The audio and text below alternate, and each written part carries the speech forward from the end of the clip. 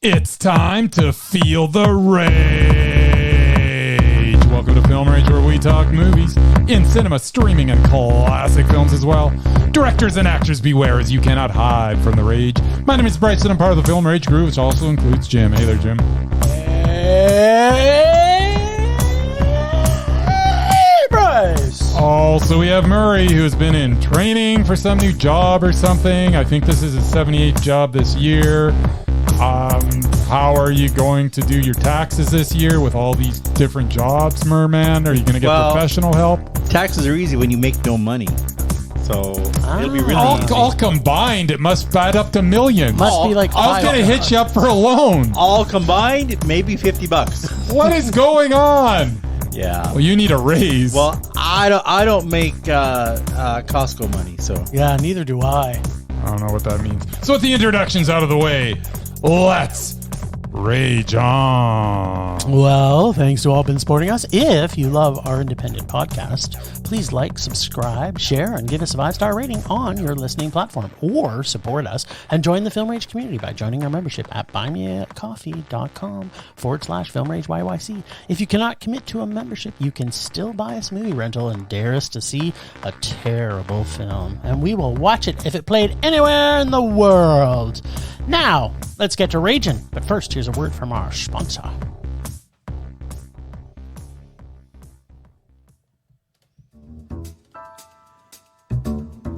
Hey Bryce, what are you doing tonight? I'm going to my favorite cinema, Canyon Meadows Cinema, to see the best second-run movies at the best price. What? How inexpensive are they? Regular price is $5. Regular price is $5. Makes me hope they also serve pizza. They do, plus a lot of other great food choices. Plus, I'm planning my office Christmas party there. They can host a plethora of options for any get-together. Gaming, movie, drag show. Drag show? Now I know where I'm planning my next party. Hey, maybe you think there's a Liam Neeson or a superhero movie planned? I hope not. But maybe there'll be a great independent documentary. Sure. Call CMC at 403-670-5444 to book a special event or go online at canyonmeadowscinema.ca.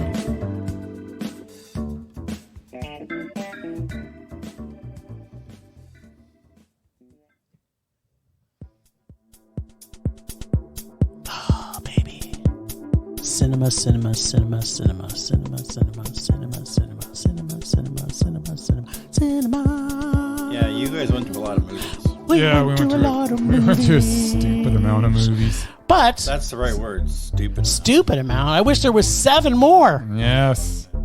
Although, But there wasn't any more. no. We went to them literally all. saw 5 movies in cinemas this week, people. Yes. It wasn't the plan initially, but it just sort of snowballed. Yeah, it was like, what are you doing this night? I'm not doing nothing. What are you doing? I'm not doing nothing. And then it's like, oh, I got to go see this with my better half. Oh, well, now my better half wants to see it. And then it was just like snowball. And then it was like, there's a shark that eats people. And then Murray's like, hey, we can see that together because we love sharks eating people. And then that happened. And then what happened? What did we see first? So first we saw... Teenage Mutant Ninja Turtles. Teenage Mutant Ninja Turtles. Turtles in a half shell. Teenage Mutant Ninja Turtles Mutant Mayhem follows the exploits of 4 young mutant turtles as they navigate through the trials and tribulations of being a youth in this day and age. With the guidance of their guardian, they have learned many martial arts disciplines, and as they navigate their place in the world, they find that these skills may help them to be accepted by a society that has initially shunned them. They meet a young high school student with aspirations to become a reporter who wishes to bring their story to the masses. A mutually beneficial friendship is formed, and this group of misfits bring the best out of each other as they attempt to bring down an evil empire. Evil. I feel like I've heard this. But more simply put, this reboot of the Teenage Mutant Ninja Turtles franchise was just a super cool movie. The animation is amazing, the voice actors were perfect, with Jackie Chan stealing the show as Master Splinter. Absolutely. And for the first time ever, this is crazy, the voices of the Turtles were performed by actual teenagers. By turtle? Oh, sorry.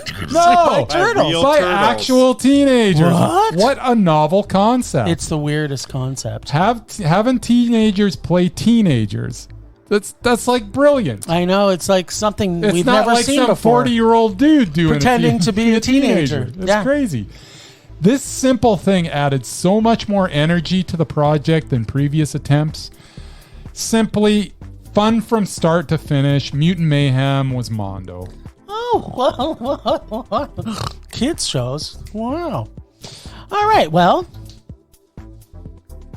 here we have another situation where the universe isn't original enough. So we need to reboot franchises over and over and over and over. In most cases, I normally hate every single additional iteration of reboots. In this case, I feel this is the Teenage Mutant Ninja Turtle film we should have received from the very beginning of its origin. They finally got it right. If technically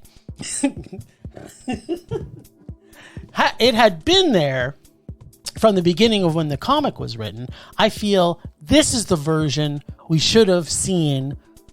So for that, I'm a little torn. I'm not going to lie. All right.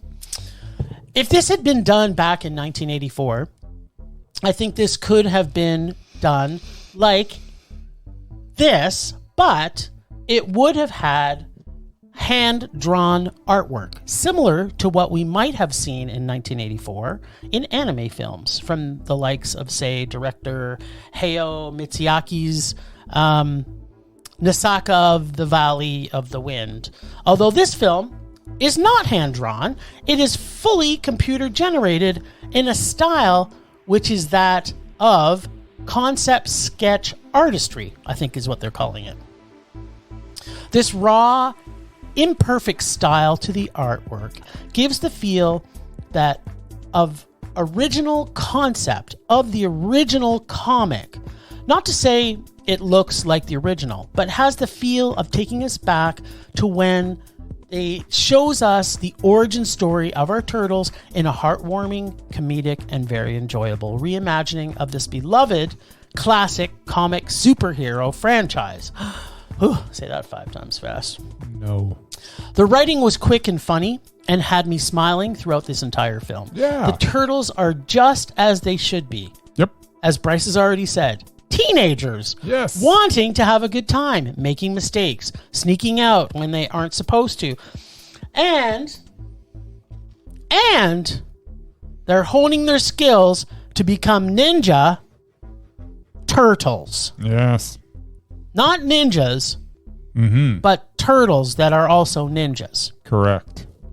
I really like the version of this franchise. Normally, I'm saying we don't need a reboot. This was the one exception. But with the creative team behind this, with the talented voice talents, as well as the writing team and the incredible style of animation, I'm really putting myself out here now. I'm really enjoying the last 2 animated superhero films that we've seen. Yeah. This one and the Spider-Verse. Spider-Verse. Yeah. If this is the future of creative animation, I am 100% okay with it. Would I had preferred hand-drawn art like that of the 1980s? Of course I would have. But I think this is a pretty damn amazing computerized version of hand-drawing artwork. Like, when you watch this, you don't get the impression that it is animated through computer. It really does have a real gritty, handwritten like core of it. Like it's like this. It was like they did a sketch art of this entire thing with errors everywhere, but there was intentional errors that you just can't get your head away from. It was super cool. I don't think I've ever said this about the original comic that was Teenage Mutant Ninja Turtles, but this was motherfucking Mondo. It was so good. I loved it. I loved everything about it. There was no, it was like I'm just watching it, and I did not expect to love this movie. No, I've never liked any Teenage Mutant Ninja Turtles. I didn't even really love the comic. Like I got the comic when it first came out because I was like, this looks fun. Teenage, and it was okay. Like when you think of that and Scott Pilgrim kind of coming around at the same time-ish in that, it's like...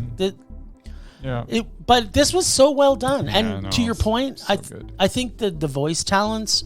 it was so natural. And that was the teenagers playing teenagers. I honestly think that just added up something that, don't get me wrong, like the other movies had nothing going for them anyways, but they were even worse by the fact that, you have like these 45-year-old dudes that are doing the teenage voices. Like, why aren't you casting a teen?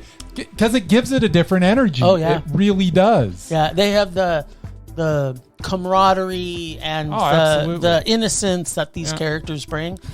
If you want to see an amazing, I don't want to say this is like, I think it's more like a family film. Like it really is. Was. I mean, there was some stuff in it there you go, but you know what? Overall, absolutely, you can take anybody. I mean, there's the goal of our villain, who was fantastic, by the way, Ice Cube.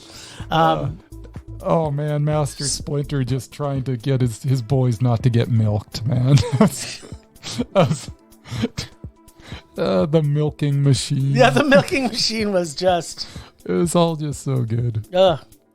And I gotta say it again, Jackie Chan, man. This was like so next level for him. He was unbelievable. And you know what was good about Jackie Chan's voice in particular? Was that it kind of, like, if you watch early Jackie Chan, he did not understand any English. Yeah. He just had to phonetically say words. But I got the feeling in this that he actually did, because it was connecting on such a higher level. Yeah, no, I just loved this movie. Yeah. Loved it. Yeah, so go see it. No thanks. Yeah, Murray's not an animation type I don't do person. cartoons. Well, you're missing out on a pretty big genre. That's okay. I don't do cartoons. That's okay. And no one's saying you have to. I'm just saying, if people want to see a cartoon that's good, this is the one. Plus Seth Rogen. So that's actually a really good segue into our next movie, because apparently Murray has Shortcomings. Yes. Which is the next movie that we saw. Not many. Well, I'm glad I agree with you wholeheartedly. Yes, humility is not one of those shortcomings. No. Exactly, not at all. So, of all the love stories about Japanese versions of a human being so much like Bryce, it's not actually funny. Well, actually, it is funny. It was funny. This is the most accurate depiction of Bryce in cinema that has ever been created. I just want to put that out there. If Bryce was a Japanese man born in America, then if you've seen Shortcomings, you know exactly who Bryce is. You know what? I can't argue with you. Yeah, me neither. Guy's a bit of a dick, so am I. And everything else that went along with it. A love story where every single secondary character falls in love and finds happiness except our lead, who happens to be a self-loathing, reverse racist, and pretty much the most angry, passive-aggressive, and annoying person in any film ever. Yet, his anti-hero charm is still so likable because his sarcasm is so biting and hilarious. You can't help but just absolutely love him for his complete hypocrisy to everything he thinks he stands for. Now, I'm not saying that Bryce is a reverse racism or a racist at all, but in his case, the rest of it is pretty 100% true. I mean, in this case, he was looking for racism in places it wasn't because of his Japanese heritage. So, the most deplorably written character I've seen since There Will Be Blood.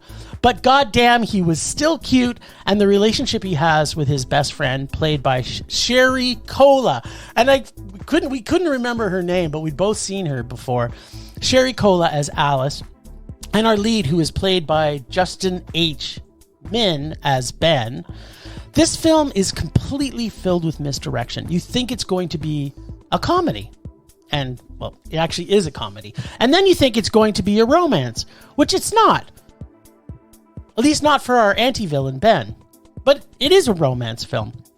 And when you think it's going to travel this stereotypical version of either of these two types of films, it goes in every other way that you would expect it to go, that you just have no clue what's going to happen next. But everything in this is well written, is masterfully crafted, and by the time they bookend the film with what appears to be a satirized version of Crazy Rich Asians.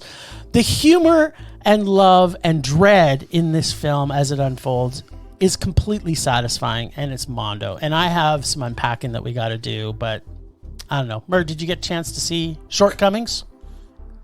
No. Subtitles in this, Some Murray. of us had to There are work no all- subtitles. Some of us Murray. had to work. Yeah, that's right. He could only watch, I think, 2 movies this week. Yeah, I literally worked the entire long weekend, Attaboy. 12-hour shifts. So yeah, no. He time. works hard for his money. No, I don't. I He just works work. hard I for just it. work. Ah, okay. Okay. He All don't right. work hard for his money. Shortcomings starts like no film before. It progresses like no film before. It follows no formula, and everything that you think will probably happen does not. Hey, I had that. I thought that too. The dialogue is sharp and pointed. The actors are all at the top of their game. Both Justin H. Lim as Ben and Sherry Cola as Alice are mesmerizing throughout. With Ben, we are introduced to a lovable loser who is a little too pretentious for his own good. His relationships are dysfunctional. He has no ambitions. He takes his girlfriend for granted. He has a dead-end job. He takes pleasure in alienating those around him. See, And- this is spelling out just like Bryce. And yet, I still really liked him and was genuinely rooting for him, even though he did nothing to deserve my sympathies. Alice, on the other hand, is the stereotypical friend that Ben leans on for relationship advice and support. Only she is not stereotypical in any way. No. That is the beauty of this film. You will have an idea of what characters are thinking and what their motivations are, but more often than not, you're going to be wrong. Everything plays like real life with no easy answers and no neatly resolved storylines, just flawed, realistic characters doing what they do. This film doesn't judge and just lets the story play out without any major plot twists or dumb reveals. Oh, and by the way, it is extremely funny, sometimes sweetly funny, sometimes awkwardly funny, sometimes politically incorrectly funny, but always funny. Oh, and it also has a perfect ending. Yes. I love this film. Shortcomings had no shortcomings that I could see, and that's why it's Mondo. Yeah. So what do you think? Like, obviously the writing in this is so clever, but what do you think it was that caused it for him? Like his character, which made him so endearing, but he really was some form of anti-hero. Because he was really a total dick to everybody all the time. Yeah. So why did we love him so much? I don't know. And the fact is that, like that initial, like everybody sees him from a mile away and they see that initial sarcasm. They see what kind of person he is, but they still gravitate towards him. Like there's no reason to, but yet there's something about him. And I can't put my finger on it because I was in the same situation as all the characters in the film. Yeah. I mean, I think it has to do with the fact that he is just so funny. Yeah. And like there's a scene where you kind of get to really see who he is as a person. Right at the very beginning of the film when they go to this movie premiere and his girlfriend works for a film festival. Yeah. Speaking of film festivals, Calgary International Film Festival is coming up right soon, around so the corner. make sure you get your tickets. So they go to this film and they're meeting the director, and afterwards she's like, "Oh, I want to introduce you to the director," and he's like, "Oh, what'd you think of the film?" His comment was just, it was. Well, do you remember what he said?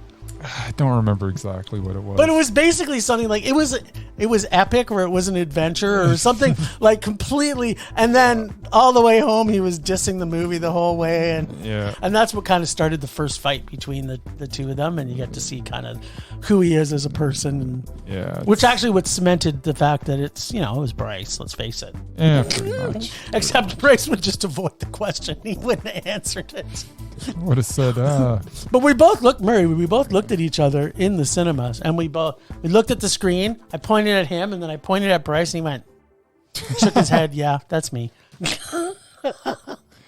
Yeah, this is worth checking out. Go see Shortcomings. I'm actually kind of shocked. What's the director's name?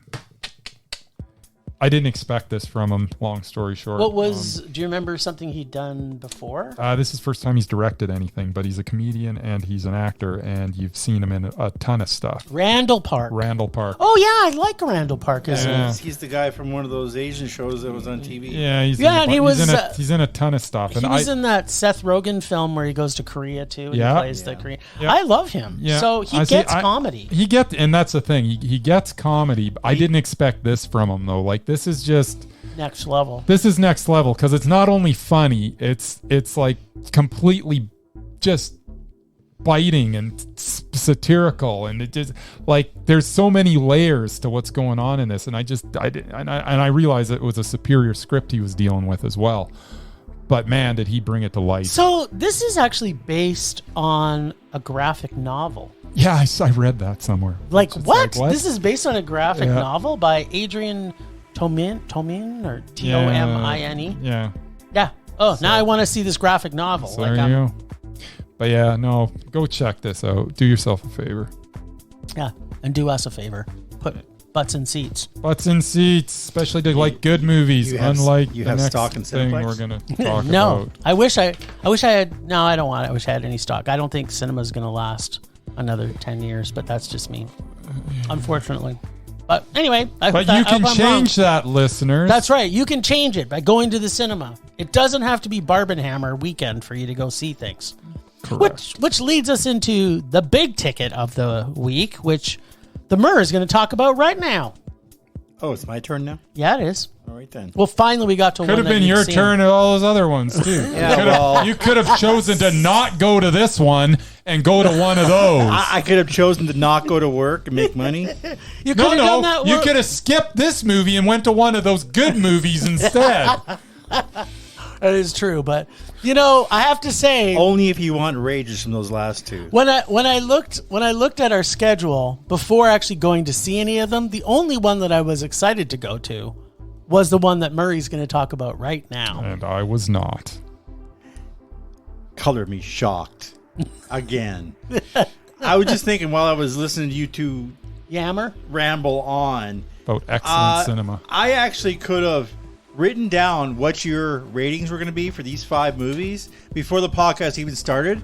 I would have gone 5 for 5. Okay, you're not there yet. Okay, well, let's guarantee you I would have. Let's predict. I guarantee you don't predict my rating of the last one or the second last one. Yeah. Well, I have no idea what that one is. But. Oh, okay. Whoa, okay. It's easy when he can say he can predict things before. Well, he can predict beforehand. I'm going to do it next week, and you'll see. That's easy. All right. Okay, anyway, we're going to start next week with Murray's predictions. I pretty much knew he would hate this. This is the start of next week, everybody. Yep. Murray's predictions. Effective now, it's Murray's predictions. He's going to tell us what our rating is. We'll see if he's right. Yeah, that's right. And I will be. We'll see. Meg 2, The Trench. So what did you think I was going to give this, Murray, before we saw it? No? Okay. You want me to tell you right now? Yeah, tell me what you thought I was going to rate this. I think you're probably going to give it... not what you think I'm going to, because you saw it with me. But what did you think I was going to give this before we saw it? Before we saw it? Yes. Mondo. Okay, there you go. So, as was I. Yeah, there you go. Now, tell us your journey to Meg 2. Meg 2 continues the adventures of Jonas and his merry band of heroes. See, I wrote this myself, by the way. Yeah, I thought it was Meg 2 The Trench. The story this time, such as it was, centered on his efforts as an eco-warrior trying to save the oceans. Oh, that's nice. Complicating things is a nefarious mining company. Oh, that's not nice. That is looking for a fortune in underwater minerals and destroying everything in its path. Yeah. Bastards. I think in one of the shots, wasn't there like nuclear waste or something at the bottom of the ocean? I don't know. Probably. I don't know what the frick was going on. Oh, yeah, and there were some giant sharks. Oh, right. Yeah, there was a giant. So this was a shark movie, right? I think that's what they wanted us to believe. That's what was advertised. Mm-hmm. Because you wouldn't know it by the first 90 minutes, where the megalodons were a mere footnote in the plot. They even had one as a pet. As anybody who's seen Jurassic Park knows, that never ends well. It was captured and held in captivity. Spoiler alert, it escapes. What's that movie about the killer whale that they try to keep as a pet? And Willy? Blackfish? that shows you right there. If you want to There you keep go. wild animals in cages, they're going to try and kill you back. Of course they are. Everything you loved about the first Meg movie, the plucky hero, the cute as a button CLF, I didn't love it. the love story, people getting killed by giant sharks. That was all missing from this movie. Oh.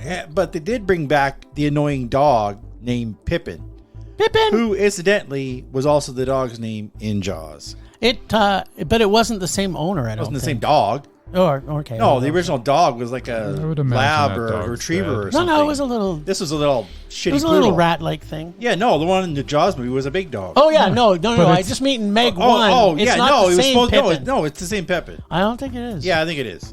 Really? The same shitty little dog with the little bow tie on its forehead. At least it was meant to be anyway. Maybe it wasn't. Maybe that one died. Who cares? Who knows? The kid went from adorable Someone cares. to annoying. Talking here. He is. The kid went from adorable to annoying. The woman that Jonas fell in love with was gone. And there was hardly a shark in sight. What was left was a convoluted story about eco-terrorism. And all the original characters from the first one that survived apparently joined the Expendables or something. If it wasn't for the last 20 minutes of this film, it would have been a hard rage. Jim and I were so looking forward to this. So this time, another beach. Pippin was there, as well as a bunch of tasty morsels we affectionately call chum. Extra bonus, prehistoric crocodiles. They kill people 25,000 feet below and on land. Yeah, that confused me. There was a flash of brilliance, a la Meg versus Giant Squid. I could have watched a whole movie about that. Was that a squid? I thought it was an squid, octopus. whatever. What's the Squidopus? difference? It What's was the a difference? I honestly squidopus. don't give a crap what the difference One's is. longer and the other one's not. It wasn't good enough to make this a good movie. It was a barely watchable meh. Whoa, you were being like super generous. Oh, sorry, I didn't want to ruin what I might rate it. Go ahead, Bryce. Meg 2, The Trench, is 2 movies in one. The first is full of junk science as a crew goes down into an underwater trench where they thought they were the first to go down to. This is going to get convoluted, by the way. What? But some What? sort This of- movie you're going to tell us about? Yeah, I'm just gonna, so you don't have to watch it. Underwater trench where they thought they were the first to go down to, but some sort of resources being mined by some folks that got there first by using the technology from the first crew. And there are giant creatures that live down there. And the people running the mining expedition are connected to the research expedition, but the latter knows nothing about the former, and they will kill the latter group to keep on mining. Secretly mining. For whatever. And for some reason, a giant shark has broken out of a holding facility to follow them down there. And they end up having to leave their submarine and walk along the bottom of the ocean to get to the mining base in order to survive, because they're going to run out of oxygen. But then a bunch of other ridiculous stuff happens, and then it's all grounded in more junk science, and then more ridiculous stuff happens.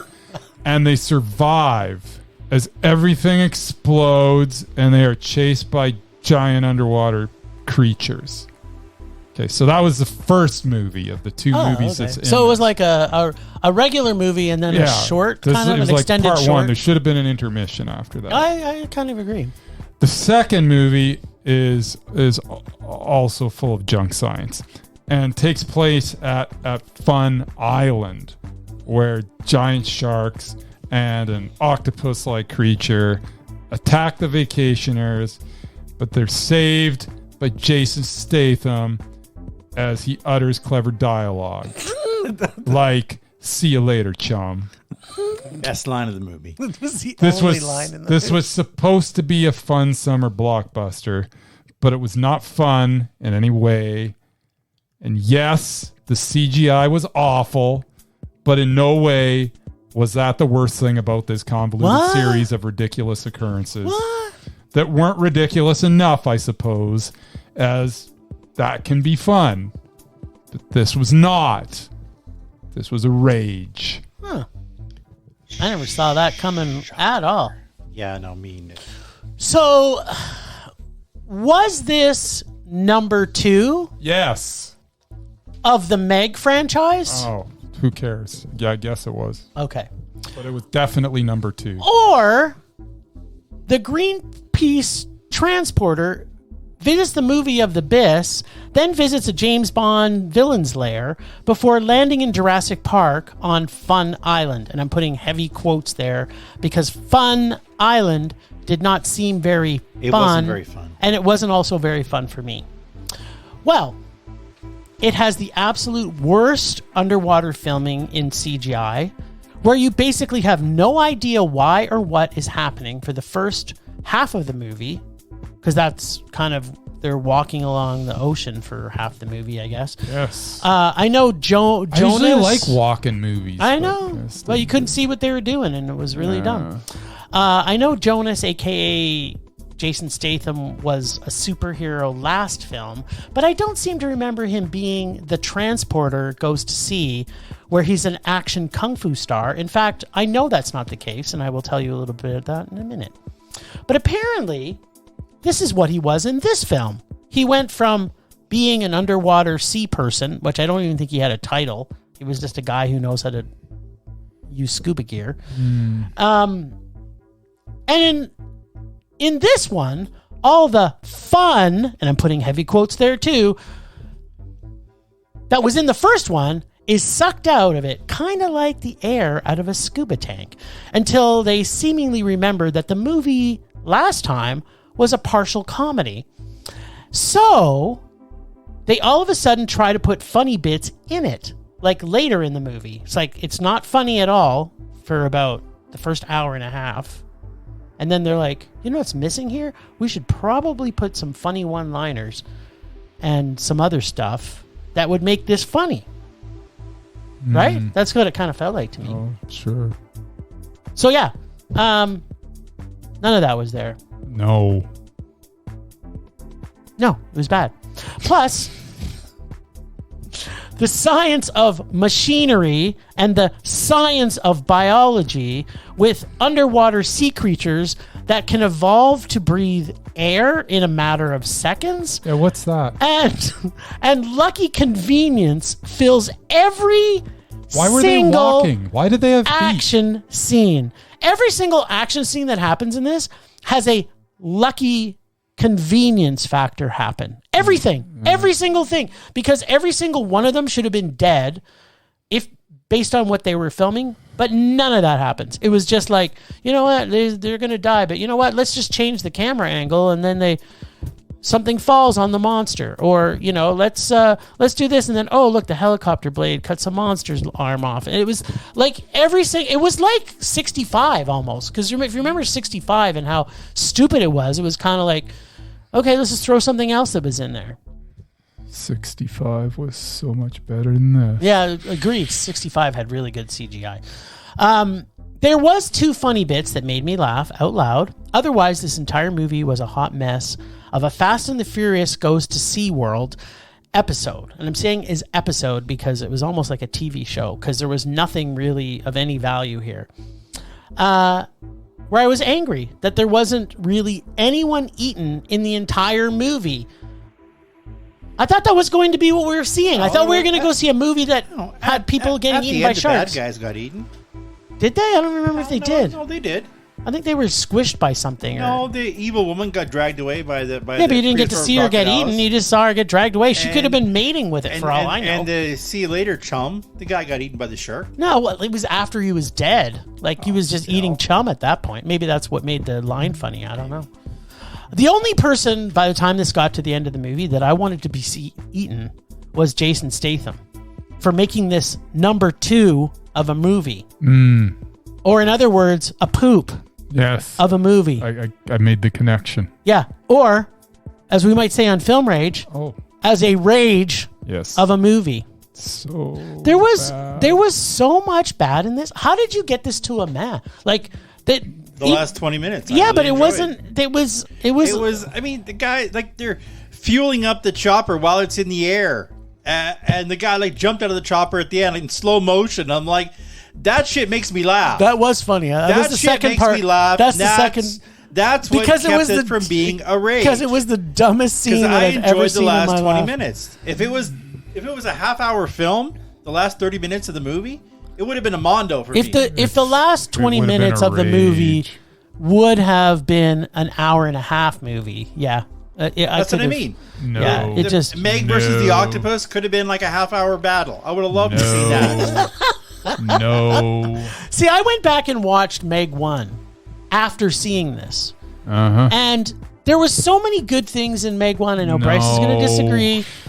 But in Meg 1, they kind of had a bunch of science stuff at the beginning too. But it was still more fun. And the actual CGI was way better. I don't know what they did. The CGI was awful in this. Like that opening sequence with the dinosaurs and whatnot. That I enjoyed. That was awful. But when the Meg comes out and grabs the dinosaur, he doesn't even bite down all the way. Like the CGI is so bad that they didn't do any blood. They didn't do anything. It just came out and kind of his mouth was open.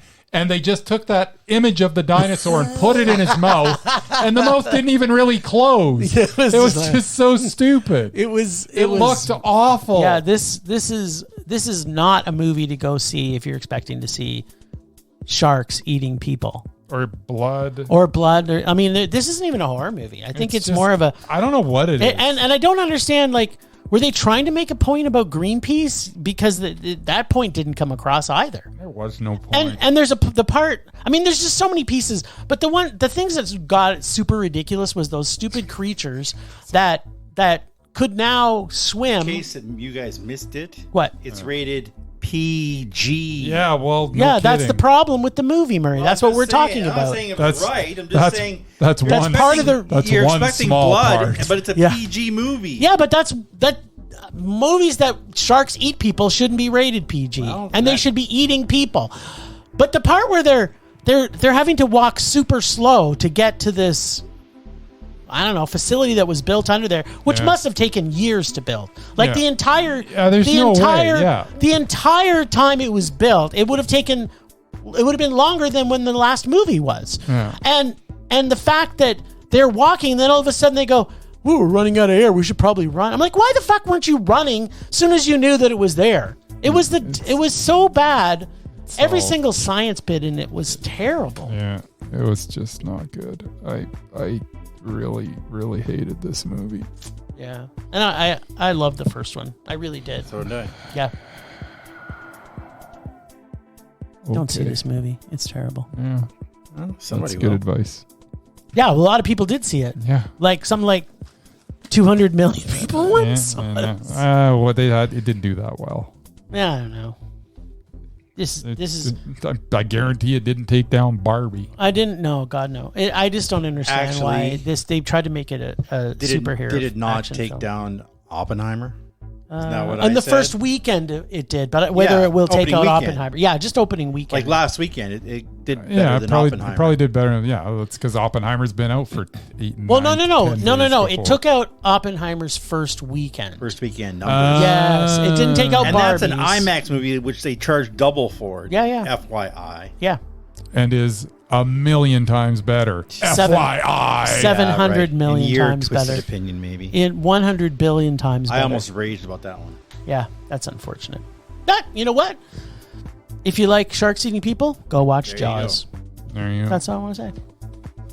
So we got to see another movie in cinemas. What a surprise! Number 4 with a bullet. Yeah, we saw Theater Camp. It's not Theater Camp Mutant Mayhem. No, just Theater Camp. Okay. Theater Camp. Theater Camp The Trench. No, not The Trench. It's not a sequel. It's not a reboot. It's What is it? It's an original piece. It stands on its own. All by itself. Okay. Well, what is it? What is Theater Camp? Because it sounds fun. I remember going to Theater Camp. Was it as fun as this? Theater Camp is the story of a struggling camp in upstate New York one Oh, summer. wait. Pause. Yes. What did you think he was going to rate this, Murray? I've got you guys giving it a Mondo. Okay. Let's All see right. what happens. Yeah, see what happens. The formula is simple, as the camp must perform a successful play to keep it going, as there is a deadline to pay their debts, or they will be taken over by an evil corporation. The story is simple and dumb, and yet it doesn't really matter. What this film is really about is the characters within this simple and dumb story. Their stories are the heartbeat of this film. It is a testament to the fact that if you write really compelling characters, that is all you really need to make an entertaining film. You can have the stupidest ass plot in the history of film. As long as the characters are written well. Freddy got fingered. It's just so... Exactly. Bryce, would you like some sausage? So, yeah, the lead cast are all very good, but it is the kids they cast that really shine. There are so many sequences in this that had me laughing out loud. It is one of those films that restores my faith in the genre of comedy. At one point, someone in the film says, "People here are weird, but really wonderful." That pretty much sums it up. This film was pretty weird and wonderful and monster. Murray nailed it. I'm surprised you would have thought that we... Well, the reason why I think maybe he wouldn't give it a Mondo is because of the sheer volume of singing in this movie. Because you guys don't like musicals, period. That's not true. That's true with him. That's not true with me. He loves musicals. You like to put me in a box, but there is no box that will fit me, my friend. After the There's a show, couple I of want boxes. your list of top 5 musicals you like. Then I like The Wizard of Oz. That's a no, musical. not you, him. I liked La La Land. I like a ton of musicals. What are you I like talking Phantom about? of the Paradise. I like good musicals. I don't would like, like to know. I don't like crap like Phantom of the Opera. I like good Phantom of musicals. the Paradise, though. Phantom of the Paradise was okay. Yeah, it's awesome. Well, it was okay. Paul Williams, come on, what's wrong with you? Well, speaking of theater camp, take the best things of Christopher Guest. Christopher Guest. You actually had it at one I point. did, there. and then I completely dropped it. Then you corrected yourself, even though you didn't need to correct yourself. Christopher Guest's Best in Show. Yes. Say that 5 times fast. Christopher Guest, Best in Show. Christopher Guest, Best in Show. Christopher Guest, Best in Show. Christopher Guest, Best in Show. Christopher Guest, Best in Show. Christopher Guest, Best in Show. I did it easily. Wow, you're fucking amazing. Didn't even miss a I am syllable. terrible at saying. I can't even say it once. So mix in Christopher Guest's Best in Show. Yep. Stir in School of Rock. Okay. And add a sprinkling of the wackiness of Rob Reiner's film North, and you have the Sign me musical, dance, straight gay film Yes. that has football, stage fighting, drama, and some of the most fun and fabulous cast of characters to ever show up in a self-deprecating portrait of what in theater business call home, or maybe camp. Nice. The humor in this is nonstop, with some of the best writing and true belly laugh comedy that every single person watching with us were laughing throughout the film. Well, there was only 5 of us. Yes. We were nonstop laughing, all 5 of us. I can imagine if the cinema was full, how much fun this would have been that all other 3 people, including Bryce and I, That would be 5. there'd be so much laughter, you would not be able to hear the screen at times. And the funniest thing about it was they were laughing at some things that we weren't laughing at. And we were laughing at things that they weren't laughing at. So doesn't matter who watches this movie, you're going to see things from a different angle, which I found very refreshing. But ultimately, everybody was seeing an enjoyable film. Let's face it, everyone who knows me, as it's already been discussed, knows musicals are not my favorite genre. Most times I see musicals and the songs are so incredibly awful. As I have mentioned many times before, well, they want to sing about a bagel or something completely stupid. This film, the fact that they were making fun of this actually made it funnier. And on top of that, all the comedy and singing, we get stories of these kids that are both outlandishly stereotypical, Yep. but heartwarming, and a song called Camp about Joan Yes. still brought tears to my eyes. See what I did there? I do. Jones Both from over laughter and because that straight kid came out to his gay parents as straight in a way that melted my cold, dead heart. Yes. I felt like the Grinch as I was watching it, as I was crying my eyes out when he came out to his parents as straight. This was one of the funniest films I have seen in years. It brought me back to being a geeky theater kid who also played football and had a great message for all of you. I loved camp as a kid, and apparently I love camp musicals as an adult. This was Mondo. Now, did you get to see this, Mur? I did. Oh, really? I had to go at 10 o'clock this morning, but I did see it. Wow. Attaboy. Okay. And there was, Do tell. And there were 2 other people there with me. Huh. See, why are more people seeing this? Or maybe Murray's going to tell us why. So another little known fact about me. I've been a theater geek since I was 8 years old. You must have really liked this. You did? I've written and acted in plays my entire life. And drama class literally saved me from being a boring existence in the corporate world and brought me out of my timid shell.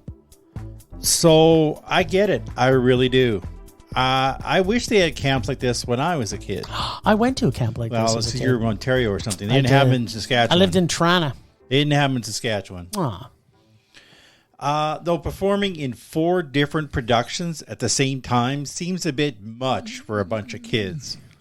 But they were all cast based on their skill level. And camp. They were super serial. Can I finish? Yeah, sorry. It's camp. Where the hell was the swimming and canoeing and volleyball / softball / games of That's tag? not the type of camp it was. Camp is camp, no matter what you're doing.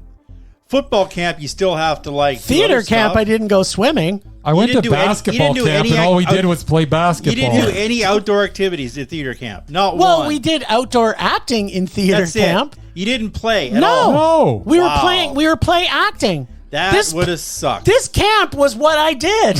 I think this was my childhood. No. I mean, art is art, but they still got to be kids. They're still kids, even if they're outcasts or whatever it is. That they still have to be able to have fun, letting loose. I'm trying to understand your point. Well, here, they need downtime. As someone who's actually been on stage and done performing, they need to shut off once in a while. Otherwise, your brain will explode. But you did see in the movie that they have kids that are going to this camp to get cast in things like this. This is like a prep. This is like a prep. A lot of them were actually recruited to the camp. Yeah. This isn't something that your mom just comes up and slaps. I've got money. You can go. Drops you off. Yeah. Anyway, my point. Okay, that's what I was wanting to get to. Is as someone who's been involved with theater since I could talk. Even I wouldn't want to be on all the time like these kids were. Like, honestly, I need to switch off once in a while. Like any other thing. If you're an accountant, you can't crunch numbers 24/7. You have to have something else to Have you met accountants? Not if you're passionate enough about numbers. Just saying, these kids were weird. Sorry, what did you say was weird and wonderful? Yeah, exactly. People here are weird, but really wonderful. Theater geeks will love this movie. Yeah. There were plenty of witty, original musical numbers and inside jokes. Yeah. CLFs exploding all over the place. Unfortunately, I think it's a little too niche for general audiences. If you don't go to a lot of plays, if you're not a theater person, you probably won't get half of this movie. And you'll probably get bored by it halfway through because these kids can be annoying. I get what the filmmakers were trying to do. Anybody who's seen a Christopher Guest film will love it as well. There are flaws, and as Bryce pointed out, the writing is pretty weak sometimes. The plot isn't exactly complicated. The plot isn't complicated. That's true. The cast and their eccentric characters more than make up for it. I have to admit, the idea for the final musical production seemed a bit out there. I know.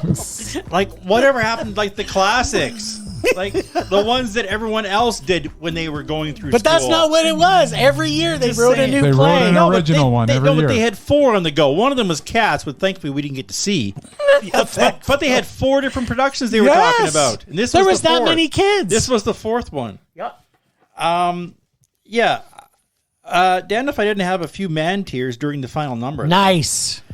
As adorable as the very talented kids were, I disliked pretty much all of the adults, especially the usually reliable Ben Platt.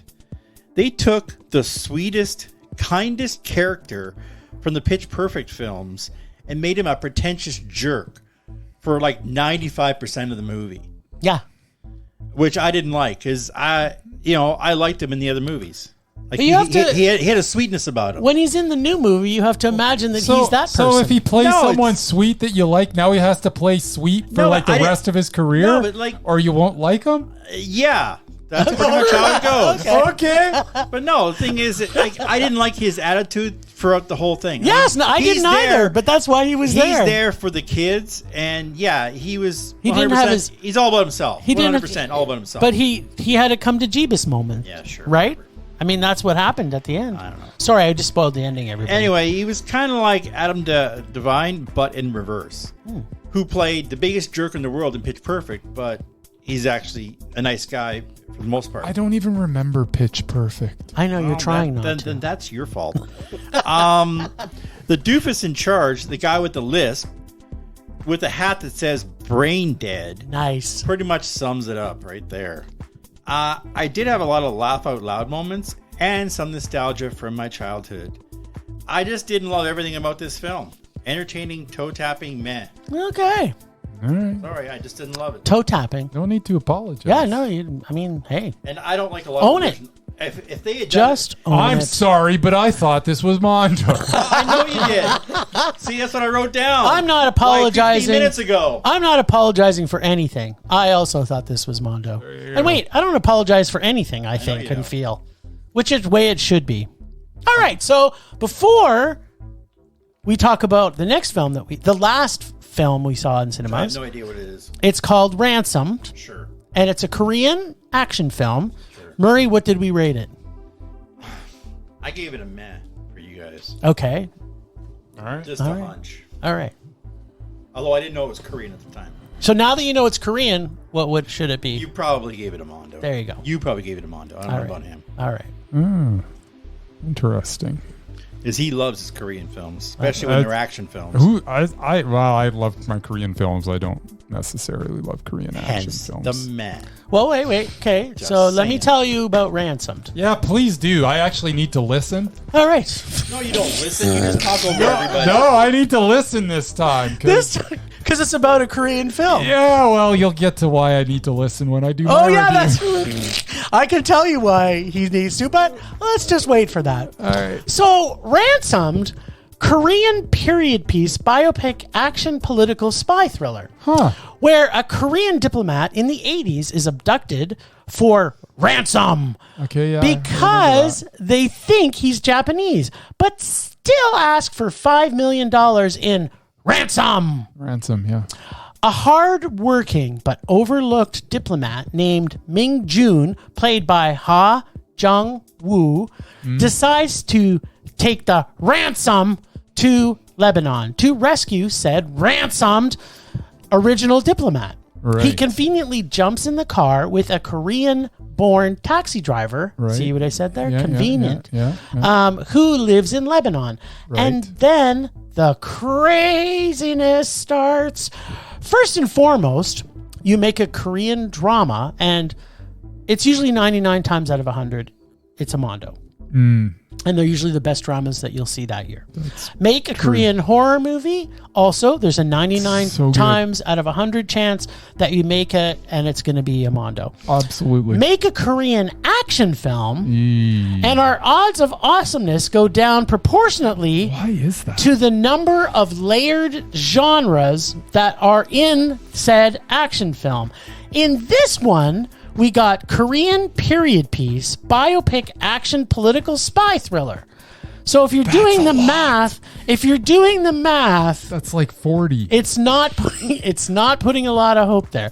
So there was not a lot of hope No. for a 99 out of 100 chance of it being outstanding. Part of it is that, like most Korean action films I've seen, have a tendency to add a lot of little tiny details that you don't always need to be in there. And this movie was over 2 hours long. Man, it was long.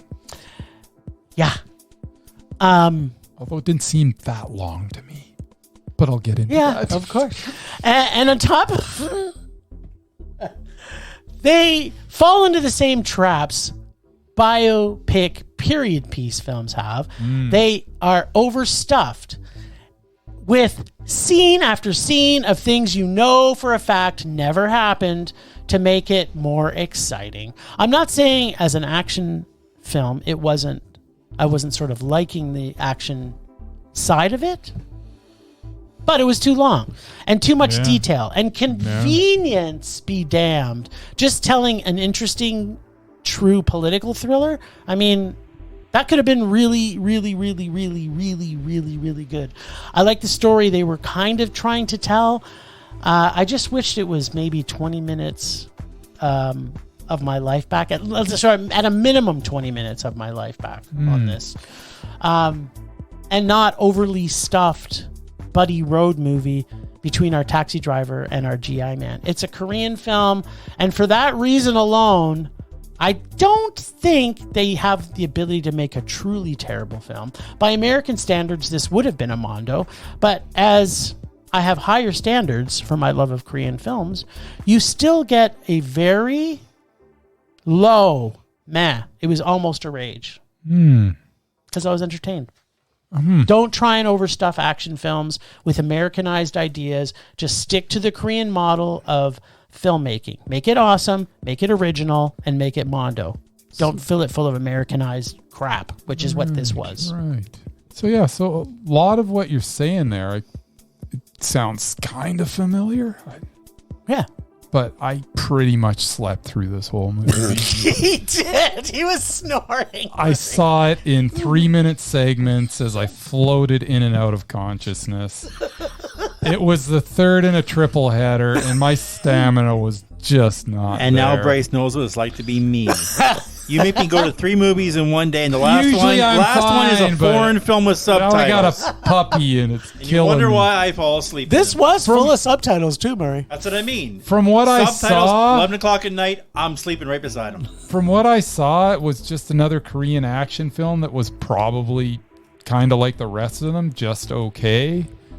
But I can't really give it a rating, as although I was in the theater for its entire duration. I was only awake for maybe 20 to 25 minutes of its over 2-hour runtime. So I gotta nice abstain nap. from giving a rating on So this. the funniest thing about it, Murray, is that at the end, I'm like, okay, so I know you were sleeping at this point because I heard you snoring. So I told him a little bit. I was like, yeah, okay, yeah. And then I'm like, do you remember this part? He's like, no. And I'm like, that was like the main part of the movie. Yeah. Then you said, do you remember this other part? And I was like, yeah, I think I can remember that part. Do you remember But I think they're I saw running part along of the it. top of the... And then No. he's talking about this convoluted action sequence, and I was like, It was what are you- kinda cool. I was like, are you actually making this up? And I probably would have given this movie a Mondo. Maybe. Except for the fact that I wasn't going to any movie at 11 o'clock at You night. probably wouldn't have made it through, though. You would No, have it's a fallen lot asleep. of lot of subtitles. So the good thing about this was that it not only was mostly Korean, but it was also Arabic because it was in Lebanon. Yep. And it was also scenes where there was English with both Korean and Arabic. It was so much subtitles in this, Murray. It was a awesome. veritable I'm familiar melting with pot the formula. Melting pot of subtitles. of And the subtitles were all done amazing, by the way. There was times where you had Korean subtitles and English subtitles on at the same time. It was good. It was awesome. Subtitles were Mondo. There we go. Rest of the movie I can't comment on because I didn't really see it. But I intend to watch it someday. Someday. Well, that'll learn you to foresee in movie. I actually tried to find it online, and it just doesn't exist. But wait, he's seen more than 5 this week. Well, yeah, that's true. Monster 5 in-law, in the cinema. Monster-in-law. You know, we're almost at an hour already. I know we are. We still But have you saw 5 We freaking still have movies. half a podcast to go to. Well, mine isn't going to Listeners, be short. get ready. You always say yours is gonna be short, and then it's like not. 27 No, minutes long. If you had listened, I would have said it's not going to be short. Oh, excellent. That's there we okay. You don't listen to me. Nice. I'm gonna have another nap. I have a You feeling another there's a nap. Murman Minute I'll coming. wake you up in 10 minutes and I'm done. All right.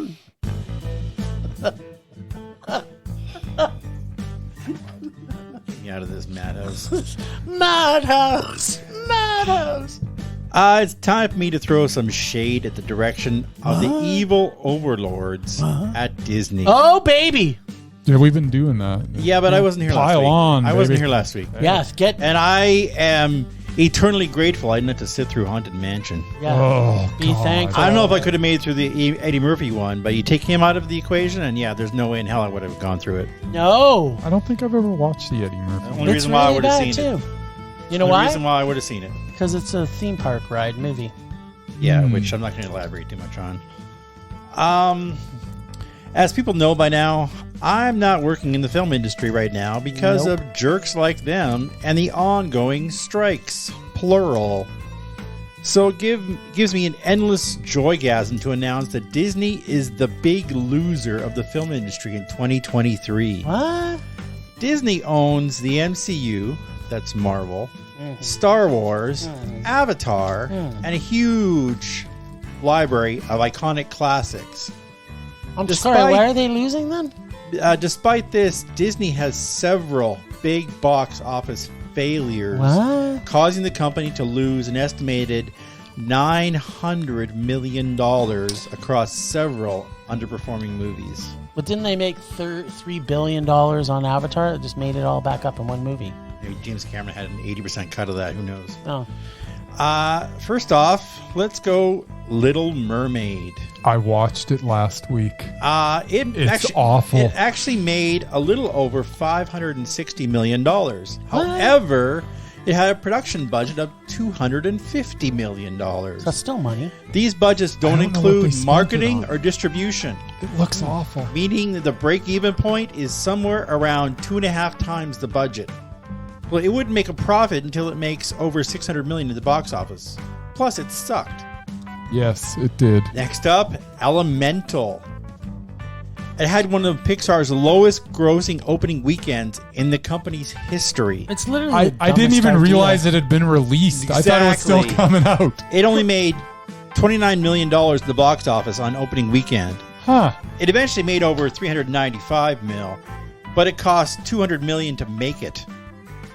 So it might break even, again, with all the marketing costs. Next up, your favorite, Indiana Jones and the Dial of The Destiny. Dial of Poopador. It was a massive box office bomb. Sweet. It was a train wreck, literally. It was a massive failure, making only $356 million on a budget of $300 million. Once you factor in the marketing and distribution, that makes it one of the biggest bombs of all time. Thank God. Although I didn't mind it. It was poopy. It was the poopiest poop of all the poops. And finally, Haunted Mansion. Oh, yeah. Box office was an immediate disaster. Their last major movie of this year was summer 2023 was Haunted Mansion. It made only $33 million in the opening weekend, Nice. hinting it probably won't succeed either. Yes. The budget for that piece of crap was $150 million. Nice. And it was a remake of a theme park ride. I believe Jim has already elaborated on that topic. Yes, I have. Really, the only successful Disney film of the summer was Guardians of the Galaxy 3. Which was good. There are many reasons for this phenomenon. One of the biggest is overinflated budgets. When a movie costs that much, it has to make almost $1 billion to make a profit.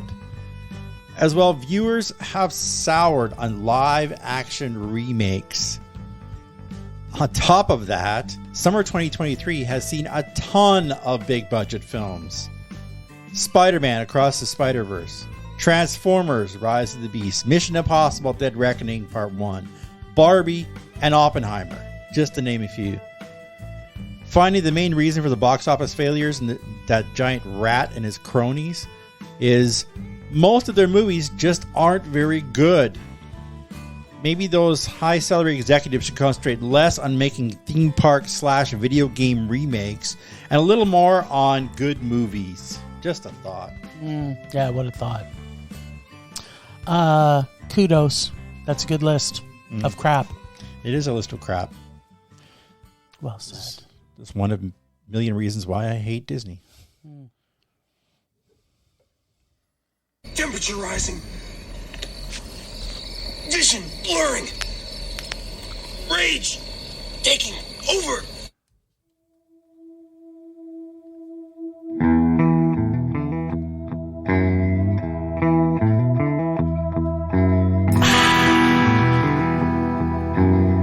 My rage is so simple this week. I did probably 7 hours of rage last week, specifically on Disney, Murray.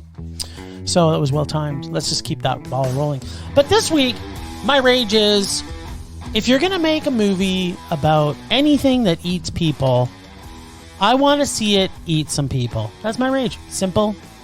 It's my favorite genre, and when you do it bad, it really fucking pisses me off. That's my rage. Simple. Short. To the point. The Meg versus the Octopus. That's what I want to see. I can see that in a bunch of badly done movies. I don't want to see it in Meg 2. That's the best part, those badly done movies.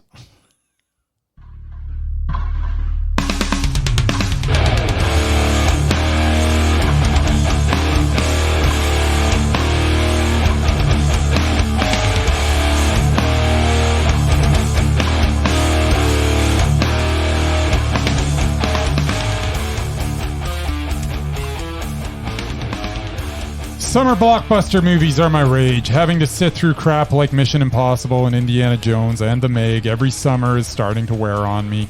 I wish they would focus more on substance and less on spectacle. Why not spend more time coming up with a compelling script if you're going to pump hundreds of millions of dollars into making a film? That is my rage. Ditto, except Mission Impossible. I'm assuming you're looking for a better answer than because they want to make money. Yeah, You that's terrible. just had this whole diatribe on these movies not making money, so stop it. Oh no, those ones didn't make money. The other ones did. Oh, okay. Barbie made a shit ton of money. I wasn't talking about Barbie. Just saying, it's also a blockbuster. that is a yeah. He's right. There's no Bryce. way that they Wrong. put- I am there's not no- wrong. Yeah, He is not you're wrong. No, it was a blockbuster. Can't have your cake and eat it too, Buster. That's right, Blockbuster. Rage subsiding. Pulse slowing. Anger fading. All right, this is going to be short because we did not pick anything for last week because we didn't want to pick without Mur knowing. So Ellen Burstyn took down our boy Will Patton last week. So Murray has now an updated list and has found us something for next week that hopefully we'll get to watch. Was I supposed to update the list? I don't know. You're supposed to pick something out of the list that's... I can do that. I just didn't update. There you go. Just don't pick anything with Will Patton because he's no longer alive. No longer alive. No. And for those of you who are listening, Rest in if this is your peace, first Will time Patton. listening to us, He's alive. He's just not on the list. he's living and breathing. He's no just longer not mesmerizing. alive on the mesmerizing list. Go to our website, filmrageyyc.com. Look at our page called The Lists, and it will tell you everything you need to know. Now, what are we going to see for next week, the Mer? Well, I have a juicy one that actually I was going to bring up last time. I love Juicy. I have got Justin Long, Nice. who's still on our list. Yeah. Only thing I can find him in. Yep. And Peter Stormare. What? Little ditty called Jack and Diane. Happy Campers. Oh. And I looked it up. I believe it is available on one of your streaming services. Nice. Might be Apple. I'm not sure. That's the best thing I've ever heard. I can't wait. Because you know what?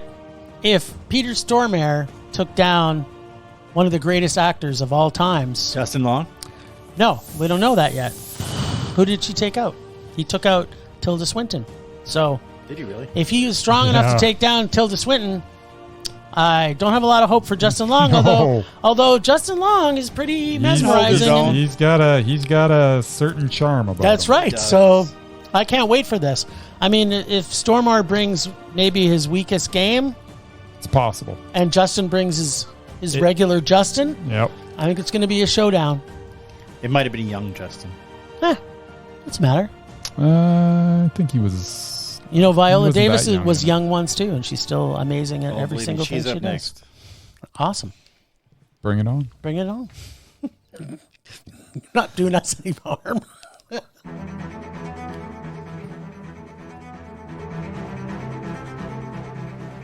Last week on Rage or Dare.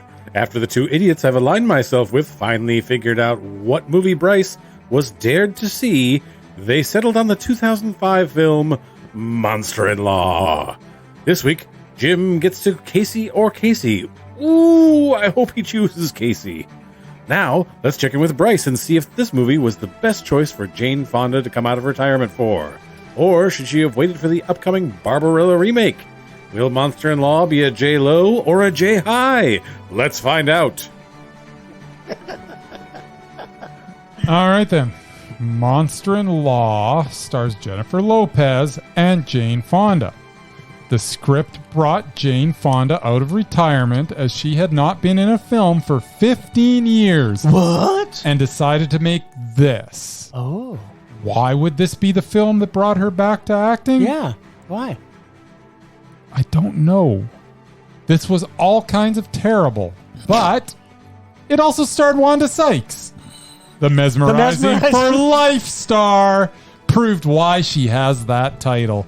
She was delightful every second she was on screen. How many seconds was she on screen? Probably about all inclusive. She was 300? probably in there for 10 minutes. Oh, nice. But even her presence could not save a film that had two characters despising each other for the entire film. And then I guess because they were getting to the 90-minute mark of the film, they just kiss and make up in a rushed resolution that conflicted with the first 99% of the film. The film made no sense, and it wasn't funny, other than Sykes, who was awesome as usual. But overall, this was a film that felt like a bad script from the 1950s, which made it not only awful, but outdated in 2005. Monster-in-Law was a rage. I'm not going to talk about the performances. They were all bad. Jane Fonda was ridiculous. Jennifer Lopez is annoying as bleepity blank. This was awful. Awful. Yet, every now and then, I did get to smile while watching it because Wanda Sykes would appear. And I'm like, oh, thank God. Thank God for Wanda Sykes. If there is a God above, Wanda Sykes is proof They produced Wanda Sykes. Yes, it was really, really bad. Wanda Sykes is awesome. She is so good. Like, she almost made this a mess. She was so good. Nah. But it wasn't possible. Thank God you didn't go there. All right, here we go. I'm taking Casey as opposed to Casey. Casey at the bat. Here we go. I've got a Casey in my hand. A handful of Casey in the bag. Ooh! What you watching? man? Ooh! One of my favorite movies of all times. Casey might have got this one wrong. Okay. It is one of the best Batman versions. I get to see the movie Batman And Robin? and Robin. That's the George Clooney one, right? Yeah, George Clooney one. it's the Clune. and So- the Schwarzenegger. You got Clooney, you got Schwarzenegger. I think you got Poison Alicia. Ivy. You got Alicia Silverstone. Silverstone. And Uma Thurman. Isn't Uma Uma Thurman in Thurman's this? in it. That's right. Uh, And you got the bat nipple. yeah, and whatever. And the tongs. I might be able. and Chris O, whatever his name is. You know that song, Donald. I Touch Myself? I think that I might have to do that in this movie because I like the bat Well, nipples. until you said that, I was going to come over and watch it with you. Well, we have two Although bathrooms. with Alicia Silverstone in that tight outfit, I might end. Oh, All right. she's not attractive, but whatever. Well, I guess I will find then her out. stunt double in that costume was. Put it that way. Her body stunt Her double? butt double was. Nice. Well, look forward to that. And Casey usually delivers. So, and it's been however many years this movie is because I haven't seen it since it was in cinemas. So 90s? I don't know. I just remember Arnold Schwarzenegger was pretty cool. Yes. He was He was cold as ice. Yes. Yes. No, he was. nothing. No, okay. I thought you were going to start singing. Freeze! I thought you were going to start Can't singing. do his first. Oh, dialogue was so bad. It was so good. All right. Well, I'm kind of looking forward to this. We'll see what's going to happen. Well, thanks, Ragers, for listening. Thanks to the Extended Film Rage family, who you can find in our show notes. Thanks to Casey, the nerdy photographer, a.k.a. the God of Rage, for the voice of Rage or Dare, or sometimes Casey and the Rageettes. Find us on social media everywhere at Film Rage YYC. Check out everything Film Rage at filmrageYYC.com, including our merch site for Redbubble and TeePublic. We are always wanting to make this a raging blast for all listeners, so please comment, like, and subscribe, and send us emails to filmragecalgary@gmail.com. Dare to see terrible movies to fuel our rage. But no matter what you do, put on your bat nipples, and please, please make us rage. That's it for this week. Rage on. Rage on.